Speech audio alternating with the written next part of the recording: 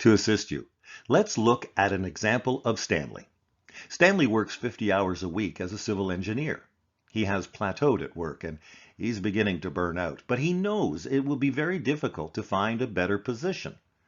Looking at his three wishes, we can see that he wants to get out of renting and purchase a house that's probably going to cost him about $900,000. He also needs a new car, which will cost him $65,000, and he'd really like to pay off his $35,000 in debts. The total price tag for Stanley's three wishes is exactly $1 million. The next step is to determine Stanley's pair, that is, his personal earnings and residuals. In other words, the total revenue from all sources. Looking at the slide, we see that the total of his three wishes on the left total $1 million. On the right, we see Stanley's 50 hours per week over the next 50 weeks. That's because he wants to take 2 weeks holidays. He's committed, though, to working 2,500 hours towards making his wishes come true. But Stanley continues to struggle on, sacrificing his passion and his three wishes for an old bargain, the exchange of time and talent for a few dollars and the illusion of job security. You see, Stanley is a wage slave.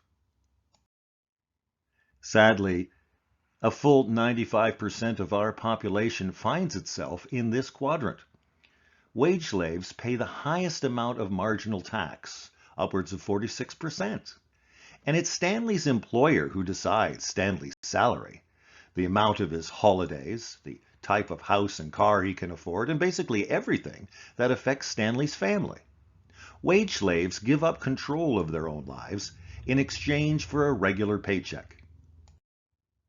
Now let's look at Stanley's monthly expenses. Notice the one item on the list that's missing. It's Stanley. He's so busy paying everyone else, there's nothing left over for him. Stanley lives paycheck to paycheck. The biggest enemy to Stanley's success is his structure.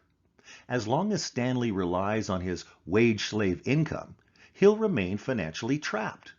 He has banked on earning only active income, that is, only income generated by his own sweat day after day. He works 2 weeks to get paid once.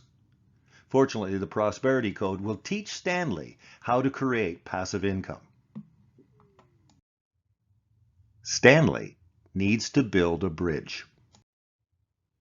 Starting with only 2.5 hours, Stanley will quietly build his bridge while keeping his current job.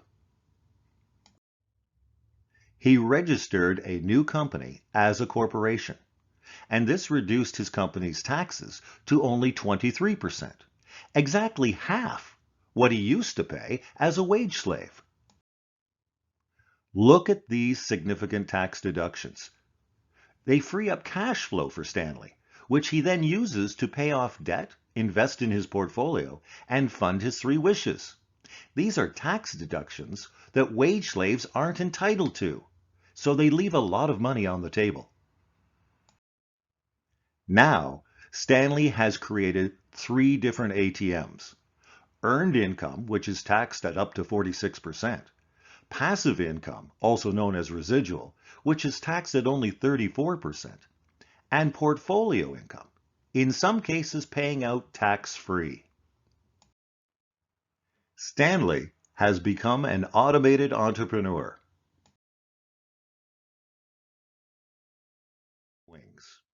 And you can too.